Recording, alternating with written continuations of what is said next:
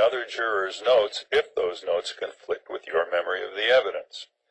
You are not to allow your note-taking to interfere with your ability to observe and evaluate witness testimony as it's occurring during the trial. And whenever you leave the courtroom, we will ask you to please leave your notes in the jury room. We'll secure them for you and make them available when you return. You are not to make any independent personal investigation into any facts or locations connected with the case. Please do not look up any information from any source. Do not communicate any private or special knowledge about any of the facts of this particular case to your fellow jurors. The reason for those instructions, ladies and gentlemen, is that the law requires this case be decided only on evidence that's received here in court. Please do not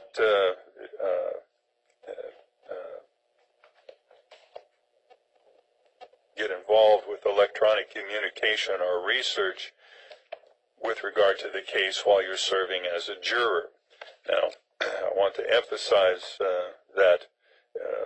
that includes posting of information about the case on the internet, or what you're doing in the case, or using any devices or beyond internet sites, including blogs, chat rooms, or social networking websites, or by any other means. So you're not to provide information to anyone about the case, and you're not to do any research using any electronic or other tools. So in addition to conventional research, you must not use any internet search engines such as Google or any of the others to look for information about the case, about the law that applies to the case, or about the people involved in the case, including the defendant, the witnesses, the lawyers, or the judge. Do not use any map program or mapping system to attempt to view or locate any of the locations that may be discussed in the case. In short, you are not to communicate with anyone by any means concerning what you see and hear in the courtroom, and you are not to try to find out more about the case by any means other than what you learn in the courtroom. You must ignore any attempted improper communication. If anyone tries to communicate with you about this case, please tell them that you cannot discuss the case with them because you are a juror. If the person continues to try to communicate with you about the case, please walk away and report any such incident to the court. Now,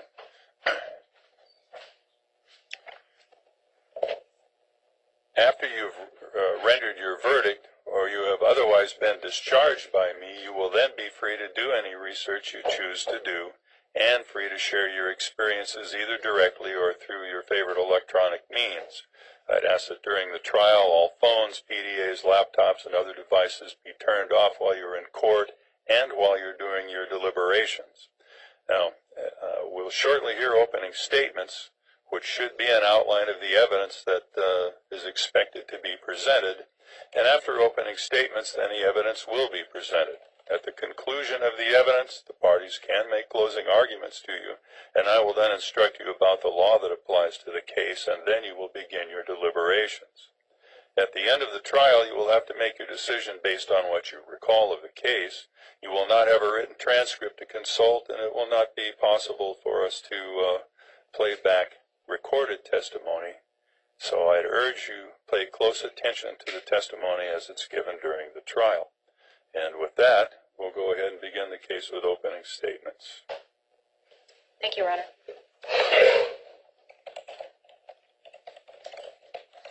On August 18th, 2014, in this particular courtroom, you're going to see a video of Mr. Walker filming a court proceeding involving an associate of his, Ed Johnson, and Judge Charles Littlehales. Judge Charles Littlehales is going to testify to you that he did not give anyone permission to film him or his conversation.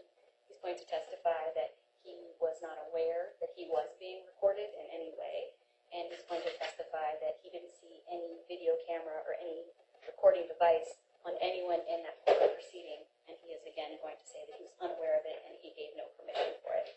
Testimony you're going to hear is Heather Posey. She's a court administrator's court clerk. She clerks for Judge Branford here in this courthouse. She's in courtroom 303. Part of her morning duties on August 18th was that she was trying to round up one of the attorneys that was supposed to be in court, and when she came down here, she recognized Chris Miller. She knew him. She knew what he knew him, just knew him. And she saw in his hands a small electronic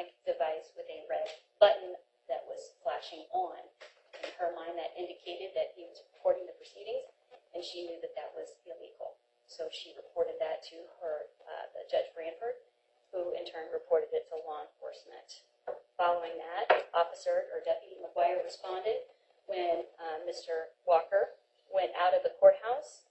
They had a communication where Mr. Walker admitted to Deputy McGuire that, yes, he recorded it, and he records all of his court appearances. And so you have the admission from Mr. Walker. You're also going to have the video, and you're going to have testimony from Judge Littlehales that he was not aware of it, nor did he allow that the recordings were taking place. And that's at least what the case is going to show for you all.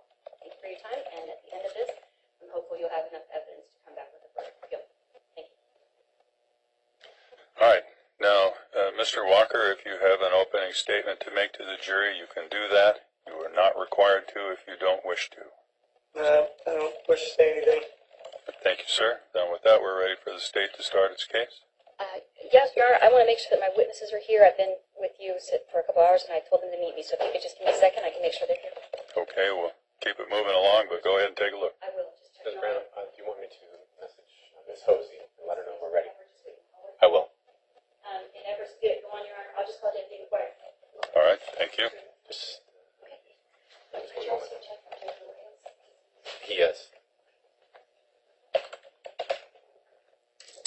Morning. Under penalty of perjury, do you solemnly swear that the evidence you shall give in the matter now pending shall be the truth, the whole truth, and nothing but the truth, so help you? I do. Okay, Deputy, please take the stand. Watch your step going up. Once you're seated, please state your name and spell your last name for the record. Deputy Bruce McGuire, McGuire. Deputy, could you tell the jury what your job is? I'm currently employed with the Lincoln County Sheriff's Office, and I've been employed with them for a little over 12 years. Is part of your job courthouse security? At times, it depends. Our office is here inside the courtroom, so in the event that, or in the courthouse, I should say. So in the event something is to come up, we are allowed to respond and come up and assist with other deputies that are here. On August 18th, you were working. I was. And what was your job that day? I was working patrol East District, was responding back to the Sheriff's Office so I could go upstairs and do reports. Okay, and at sometime in that, I guess, I don't know what time of day it was, morning, I think, for the in custody, or the morning arraignments. Will you tell us, were you tasked to do anything in the courthouse at all? I was pulling into the parking lot, and I saw a call come in for a Newport unit to,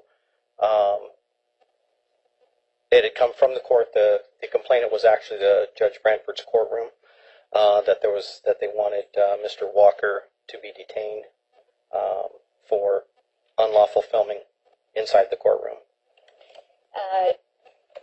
Were you a witness to the filming? No, I was not.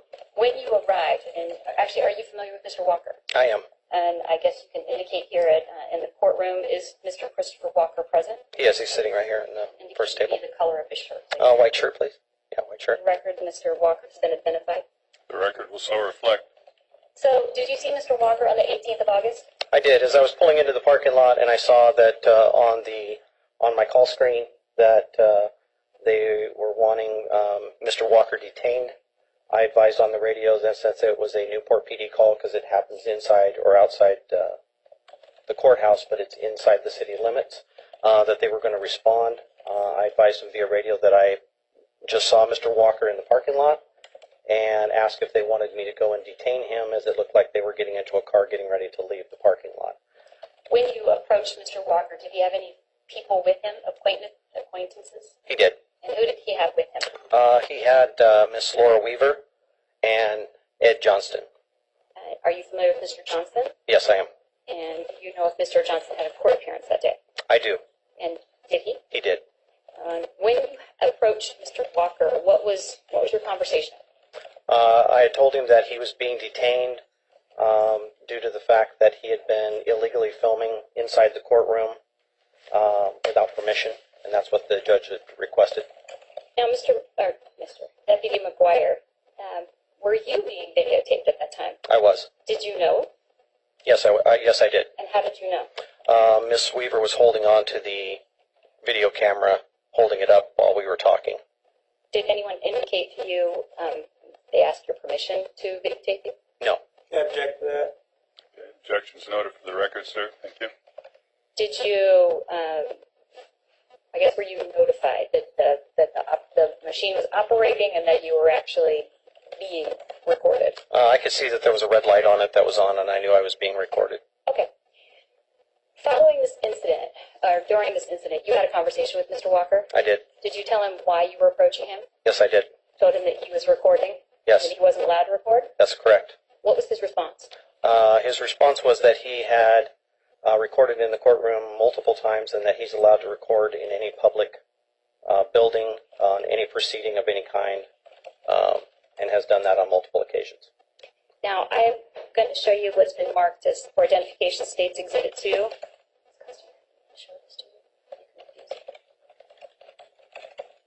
Okay, so what's happening here, Mr. Walker, is the state wants to offer an exhibit, but you have the right to take a look at it, and you can ask the state questions. You can ask the state questions if you wish, or you can object. So apparently you have an objection to the exhibit, sir? Well, I only have two questions that I'd like to ask, period, but it's, I guess, I don't know when I'm supposed to ask these Well, I questions. can help you with that, sir, and I will. If you have questions about the exhibit, now's the time to do that. If you have questions for the deputy, you can ask him about that when the state's done with her examination. I only have two questions for the state. Okay, please go ahead, sir. I would just like for the state to read two Oregon Revised Statutes.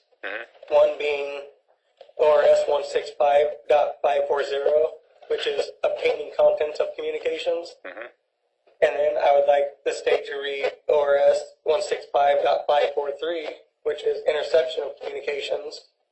I'd like her to read subsection 1C, and then I'd like her to read subsection 6A. Okay, now, and those are really good questions, sir, and I believe that's going to be covered, correct? We have what we call jury instructions, sir, and we gave you the set. And when we get to that point, I'm going to read those to the jury and tell them what the law is, and you can read along. If you've got the statute, you can follow along, and if you think I get it wrong, you can tell me where you think I went wrong, but I guarantee you the statutes that apply to this case will be disclosed to the jury.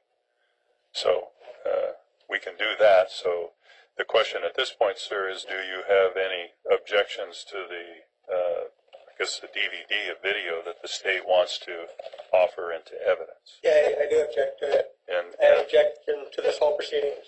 okay, in addition to the objection to the whole proceeding, sir, if you have a specific evidence code objection to the DVD, if you tell me now, I can rule on it, but if you just make a general objection and I don't understand what it is, I can't really help you. So do you have a specific objection or just a general one? Okay, so not knowing what the objection is, I'll overrule it, and we'll go ahead and receive the exhibit, which is marked what? Exhibit 2, Your Honor. And I'll offer it as soon as I lay a foundation for it. Mr. Wogard, have you had an opportunity to view this videotape prior to coming into court today? Yes, I did. And I need to speak to a mic because I'm told that this courtroom doesn't pick up my voice. So will you tell me, on this videotape, are you depicted? I am. And does this fairly and accurately depict your conversation with Mr. Walker on the day of August 18th? It does. State will offer State's Exhibit 2, Your Honor. Okay, and hearing no objection from Mr. Walker, I'll go ahead and receive it. Well, again, I object to it, and I don't know exactly what it is because it's a blank disc, and I don't know what the contents of it are. Okay, so I'm going to ask the state, is this something that was disclosed in discovery to Mr. Walker? It was, Your Honor. Okay. And he has a copy of it on the counsel table. Yeah, okay, so then based on that, I understand the concerns you've raised, sir, but if you had it available, then I don't know how else to resolve it but to receive the exhibit now based While I'm on... incarcerated, I can't necessarily just pop a DVD and that's entered into evidence to watch what's on this evidence. Your Honor, prior to the jury, we offered to play it for Mr. Walker while he was sitting here. Okay, so I'm not hearing anything on the record that would give me a valid evidentiary code reason to refuse to admit the exhibit, so I will admit Exhibit 2. Thank you, Your Honor. I'd like to publish it, but I'd like to approach for one moment. Yes.